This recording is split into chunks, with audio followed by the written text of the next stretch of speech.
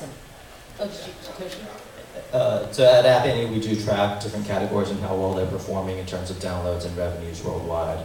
And we do see that games is by far the dominant among the apps on the iOS store that are classified as kids apps. But we also do see others, entertainment, it being one of them, storybooks, and if you look at, for instance, Frozen by Disney, what they've done with that is start out with the game Free Fall, which is a match 3 game like a Candy Crush, and they've extended that to a karaoke app, an entertainment app, as well as a storybook app. So they've done a really good job of extending that IP across different subcategories within the App Store. Great, that's a good example. Also, the Outfit 7 Talking Tom and stuff for digital or interactive toys. Great, let's shift and look at game mechanics or functionality. Can you tell me a little bit about what might work well, or is there any nuances when targeting kids and family, different kind of game mechanics or functionality that should be a part of your app? Or is it just like any other game genre or any other target? I would say on our side, it's not so much targeting the kids, but if you can make it something that kids are very savvy and that they can understand it intuitively, your entire customer base is going to understand that. If a little kid can understand it, my dad might be able to understand it. Yeah, sure. Not likely. So, I mean, we come up with basic rules in creating a game. If you want a truly casual game that kids would be able to play, we almost make it where it's a very loose rule, but no more than one type of input at a time. And Angry Birds succeeds because you touch your finger on the screen, you drag it, you let it go. The minute you put a second input on there, if you put a second finger on the screen, you've gone to core and you've cut your audience down substantially. Okay. And that's my opinion. Yeah, sure. You know, everybody else agree? Awfully silent. Yeah, I think largely I agree. Touch is certainly important for young kids. This is, you know, a television you can touch, if you will, or a screen you can touch, which is new to them. And tactile learning is so important for young kids. At the same time, one of the design elements that we focus on is there may be a primary interaction element, but we build in secondary and sometimes, you know, tertiary interaction elements. So, for example, in the Endless series, there's an animation that plays at the end that you really kind of a lean back experience for a 15 to 20 minute animation that you're enjoying, but the screen is still touchable, and the word that you're focused on or the number that you're focused on starts to emanate as confetti, for example. So it's a game and it actually has animation built in it, like a little teeny. Well, yeah, I mean, it's just a secondary interaction component to enhance the experience, and on second play, third play, etc. We're seeing a lot of those secondary elements come into play. Nice. The kid still wants to play, focused on touch, and even during an animation that is supposed to be, again, a lean back experience, we'll give them touch options to play with the app. Nice. Joshi? And just one statistic to add on that touch point is that atypically compared to other apps, iPad makes up the majority of the revenues for the iOS kids category, about 65% in a recent month. And that's by far that mix between iPad and iPhone is much more heavily weighted to iPad for kids category apps as compared to other apps. That's why Toshi's on his panel, is to add those kind of stats. Thank you. All right, so a lot of developers brag about the number of downloads they have, which of course is one of many KPIs and benchmarks that you should track. However, in my opinion, another, maybe possibly even more important benchmark is monetization, and specifically not just revenues but profits. So can you share what are some good benchmarks that people should be aware of when dealing with kids-based apps? Like, what is a good percent for in-app purchase conversions, or like, you know, any kind of virality, or what kind of stats can you share for a healthy kids game? If you maybe give me healthy and then give me excellent, like best in class, if anybody happens to know that. Toshi, that's for you, basically. Put you on the spot there. Unfortunately, most of what we're tracking at App Annie is at the higher level to see how well they're performing, Sure. but less in terms of that bottom line return on investment. So Okay. unfortunately, Talk to us don't about have the as higher. much there. But on that higher line, another interesting trend that we see with the kids category is that most, or a sizable percentage of the downloads and revenues are from paid apps and not from in-app purchases. In fact, the majority of the revenues are from apps that don't have in-app purchases. Interesting. So do you think then developers ought to be looking a little bit more in the premium when looking at kids and trying to get a parent to purchase up front as opposed to later and having Yeah, I think this goes back to that issue of the COPPA compliance and data collection and what you can really do and sort of the pitfalls that if you do go with an app purchase model. And that's why to circumvent that, I think there's a lot of parents who feel more comfortable paying up front and not having that risk, or feeling that their child is being taken advantage of through monetization tricks within the app. It's a little, I dare say, perverse from my point of view, because I actually like freemium. It's kind of the best thing that's happened to studios in a while because it's marketing. And my bosses are much more excited about 60 million downloads than they are about a few, extra $100,000 in royalties when they're looking at a big movie. I think freemium is a good way to go. I mean, one of the best things about Smurfs is that you never have to spend money on a Smurfs game. And I think that games that aren't hammering kids on the head for in-app purchases work. And then hopefully you get those whales. I don't know, I don't have a range in my head of what that is, but I know that a lot of people play games for free and that just, gets a network effect going.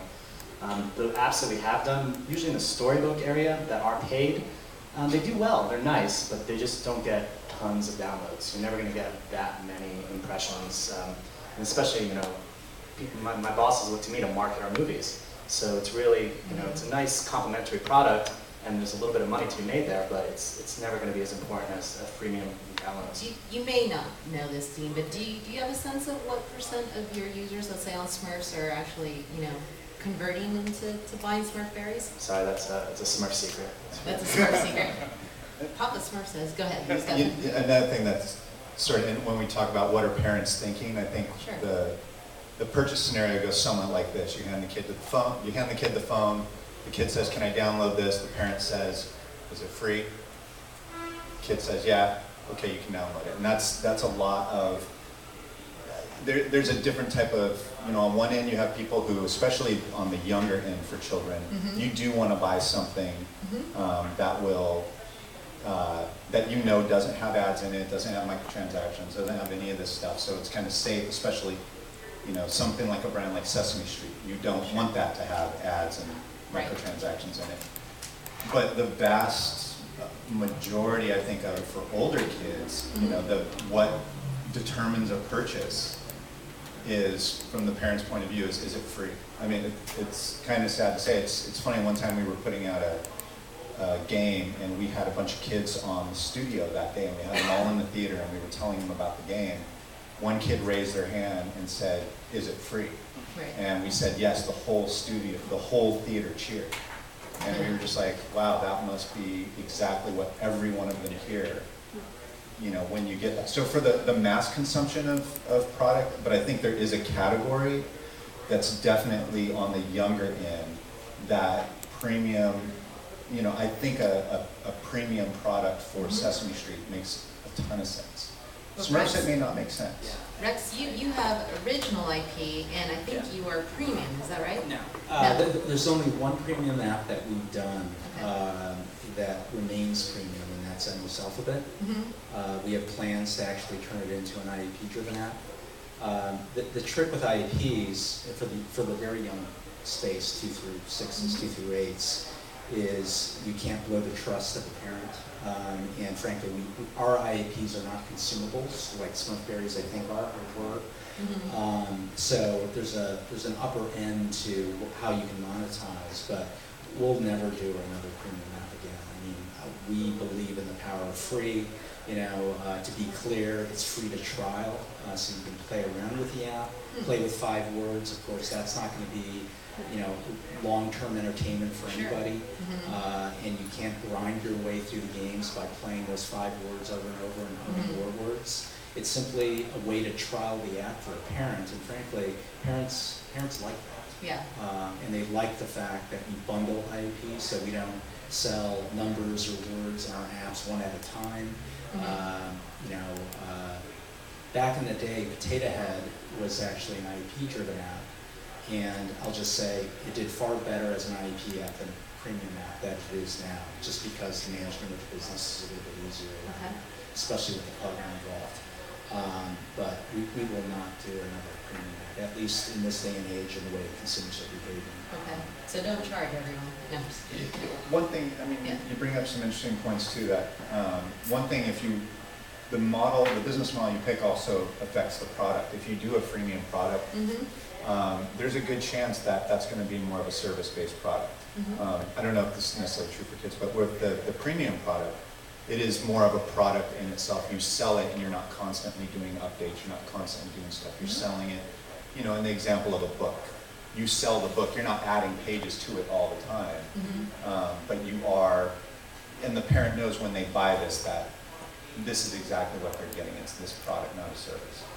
Okay, great. I'm going to shift and kind of whiz through a couple more key questions, and then we'll open it up to the audience questions. But let's talk about marketing for a bit. What do you do when you try to market your game? Do you target the kid, or do you try to target the parent? If you target the kid, you get the kid to try to convince the parent to buy.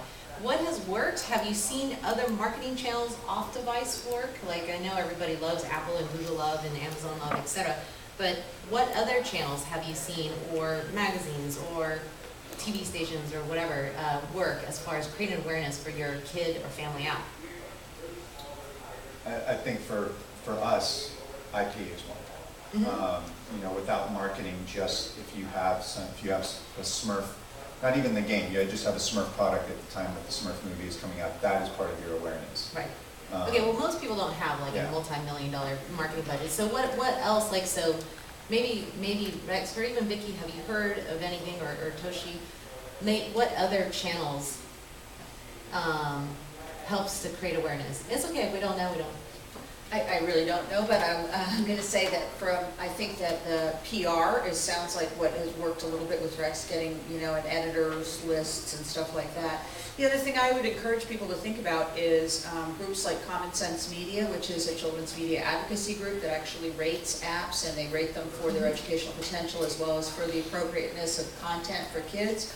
So if you can get your apps rated and then promote the notion of that website as well, that can be a win-win.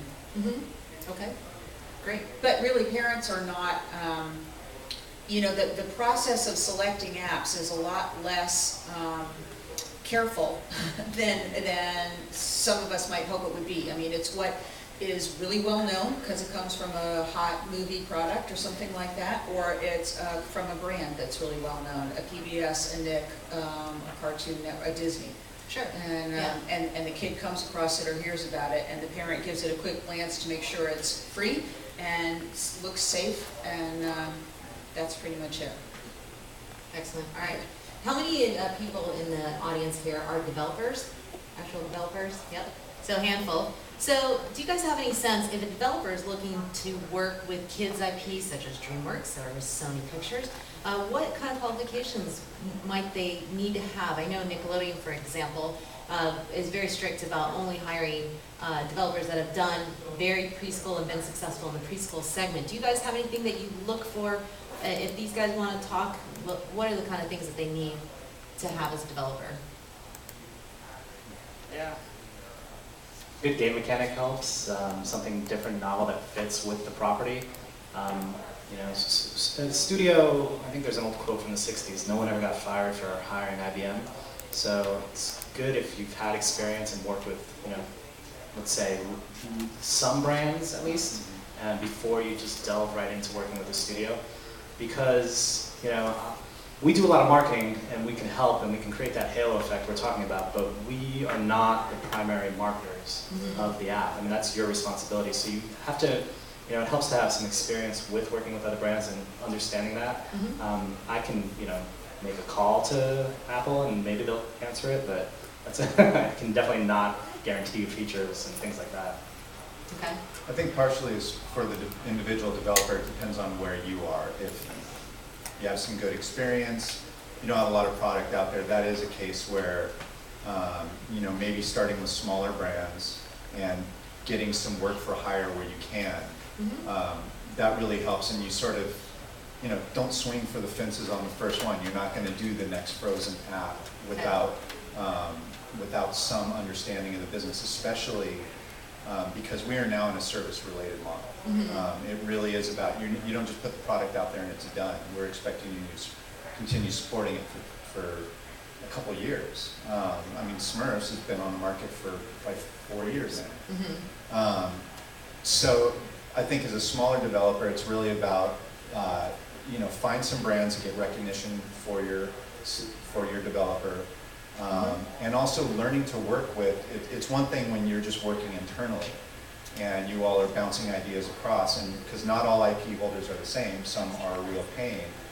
But if you understand whenever you pass that off for approval to make sure you're consistent with that brand, that's a skill, understanding how to work with an IP holder. And you can start with smaller IP holders and work your way up, or you start, and as I said, in a category that's not the big one. As competitive. Work your way up towards that, and then, you know, this space moves so quickly. We were actually talking just before this, it moves so quickly, there's a good chance in 2 years we'll be working with somebody who doesn't even have a game out today. That's not true 10 years ago. Nice. So, you know, you may have some success. I know, for example, our most recent game was done, our How to Train Your Dragon game was done with Ludia. And they were an interesting case where they built on their studio on the back of a bunch of smaller, like, game show items. They built up to that, then they did Where's Waldo, then they did Jurassic Park. With Jurassic Park, they understood this service model, constantly putting more content in there. And when we looked at it for Dragons, we said, well, there's a good framework. We know these guys understand it. This was a company I didn't know of 3 or 4 years ago. So Ludia is a good case study. So it's possible, but it's really about building up your portfolio. I mean, have you worked on any games before? Or, you know, what have you? Or how big is your network? If you have 10 games out there and you know you have a network X size, that's pretty impressive. You can market into those other games as well. Thank you. No, that's helpful. So last question, I'm gonna just go down. Everyone, give me your quick sense of what is, you know, what do you see? What trends do you see in the future with kids and family, or either trends, you know, positive ones, or any challenges if you'd like. And I'll start with Rex and just go down, or whoever wants to start is fine. And give me a 1 minute. What do you think is any challenges or opportunities for the future or trends? Well, I think the biggest challenge is there's just so much out there already in terms of apps. Discovery, okay. So discovery is a huge challenge for any developer, whether you're known or just starting. And I think, you know, depending upon which store you look at, whether it's the Apple App Store, Google Play Store, Amazon App Store, as examples, they have very different relationships with the consumer, you know, in terms of device as well as the store. And so that's a challenge for a small developer like us to kind of figure out and crack the code in terms of the two platforms today anyway that matter most. Discovery is a huge issue, I think, for most developers across the board. I agree with that, big time. And I would piggyback on that as well on the app discovery side. In other spaces, so much of the discovery, if you can't get featured on the app stores, is on paid UA, user acquisition advertising. And just the difficulties in this space, not only do you know, if you're targeting towards the parents, but just kind of the data, and as advertising targeting becomes more and more advanced and data-driven around optimization, so that you can get a user acquisition cost per install that's lower than your long-term value, lifetime value of your customer. Sure. That the challenges of not having that kind of data, as rich data or as targeted data in this space as compared to the general populace. I think that's a challenge for app discovery. Yeah, that's true. Good point. I wish I had really good advice. I'm just thinking about this now. First I was going to say don't chase trends, but you know, casino games are still going strong, and I make a lot of money there, and that doesn't look like it's going away. Sure. So That's good for kids and family. And runner games still come out, and people are still building village building games, so there's something to be said for that. At the same time, there will be new opportunities and things will change as more and more parents move to different platforms. You know, Amazon's getting bigger. Maybe that's a place to forge good relationships and you know, start there. I've had some meetings, people talking about Oculus Rift, and you know, that's a new gaming platform, and that's kind of exciting. Things like Skylanders, when that first came out, I had, you know, no faith in that, and then Disney, you know, they basically saved Disney to do this, well, not save Disney, but save Disney Interactive by doing Disney Infinity. So, you know, keep up with the trends, try to differentiate yourself, but there's always going to be new platforms and new ideas and new gameplay, and brands will help.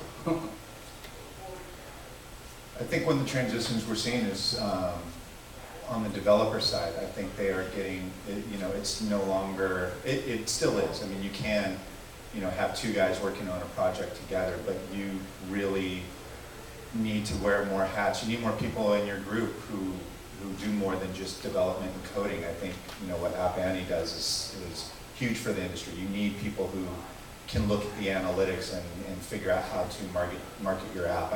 I would suggest, if you can, bring in the third person who maybe knows nothing about games, but they understand data and marketing. It's where, you know, all of this is going. It's a huge piece. Absolutely. Vicky?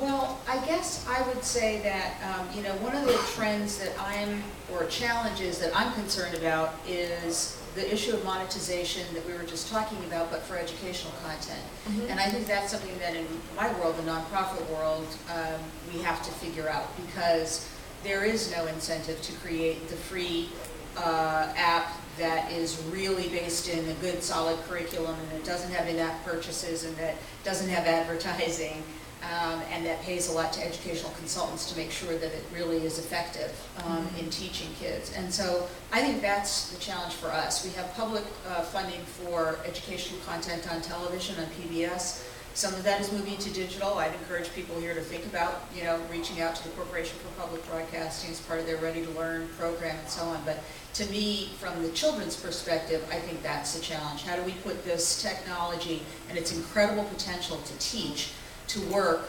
for the kids who need it the most, who are the kids who can't even pay the, you know, $1.99 or $4.99, Right. let alone $26.99 for really quality educational. Mm-hmm. Seems like big associations and organizations would have to sponsor that in order for a developer to make any money. So that's it.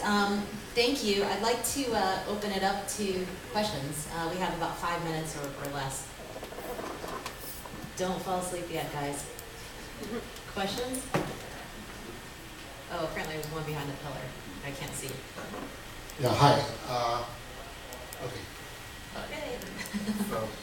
So I was actually sitting behind there. I didn't. There was a point made by either the gent from DreamWorks or Sony, which I couldn't figure out because of the pillar.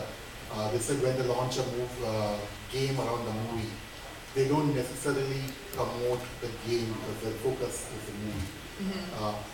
I had a gaming studio in India, and we work closer with clients across the globe, building our games, both work for hire and licensing model. And one of the pain points I've had is why don't movie studios aggressively back gaming as a part of their overall promotion plan? Because, hey, at the end of the day, the movie is going to go out of the cinema in a few weeks, but the game is going to be on the tablet or the device for a much longer period.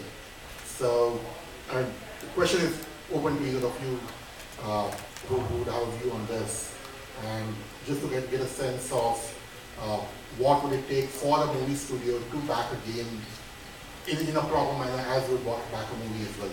Basically, how can you help support the developers that are pouring a lot of effort into their apps from a marketing point of view, besides just marketing the movie? Yeah, and there's different types of marketing. One we're talking about is like user acquisition campaigns. As a studio, we can support, we can put the app on the website, we can put it on our Facebook pages, sort of what I lump into non-financial support. But we really look for partners because this is also, it's not only, number one, it's a movie studio and their goal is to promote the movie. We operate in a smaller group, in a bigger company, so for a games company, it's important to promote the game. For a movie studio, it's important to promote the movie. That said, another thing that we are looking for is if a partner comes to the table and they don't want to really do their own user acquisition, this is a skill that, it means they don't have that skill. And that skill now is as important as development. You know, how are you going to market your game? What are you going to, do you have a network you can market into? We've worked with Rovio and Halfbrick and all those who have a massive network who don't need to do a user acquisition campaign because they just push something out into their game. But we're looking for that experience from your team as well. So you have to bring your own finesse to some extent, Yeah. and they'll support from a minor point of view. Yeah, sure. And no matter how successful an app is, it just doesn't compare to the money coming in from a very successful movie. So we want to promote and we try, and but our responsibility is promoting the movie, and the movie does live on. It doesn't go away. Sure. Other questions? Yeah, guy in the red. Sure. Thank you so much, panel, for the discussion so far. I have a question about subscription models. A few years ago, traditional models were all the rage and they were generating a lot of money. And as far as I know, they never really transitioned to mobile or iPad, or at least they were not as successful as some other business models.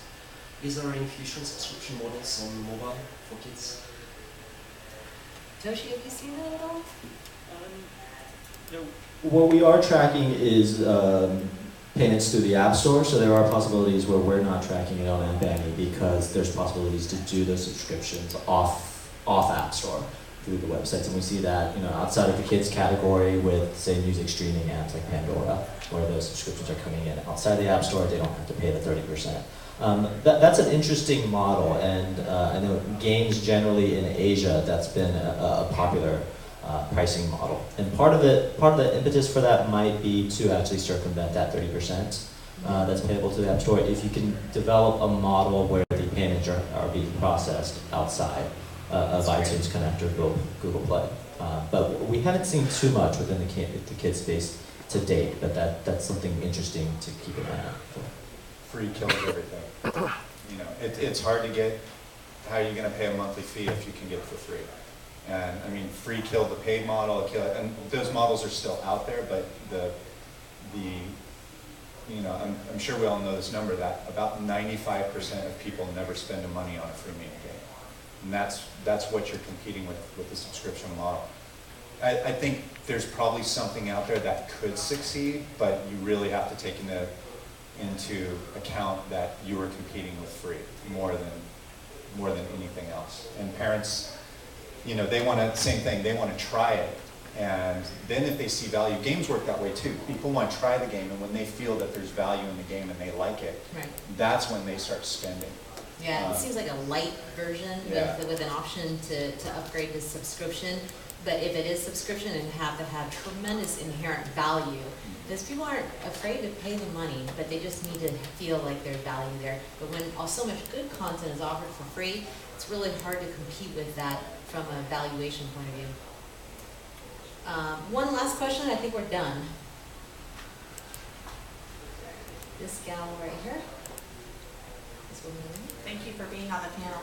Vicki, in your summary that you did with how families use media, we depend on that so much, so thank you for the research. Who are you with? You talked about, I'm sorry, I'm at the Mexico State University Learning Games Lab. Oh, great. You talked about how parents are going to teachers often for recommendations for apps, and I think that really changes the whole model of freemium or pay per app or licensing or IP, because I hope that teachers have a different way of looking at and selecting what apps they use and what makes them educational. Do you have any insights that maybe weren't published on that? Is how teachers find and evaluate apps and how teachers select what's valuable? I'm sorry to say that I don't. And it's really more, it's not the parent going to the teacher so much as the teacher getting the message to the parent. So it's sort of coming in through that channel.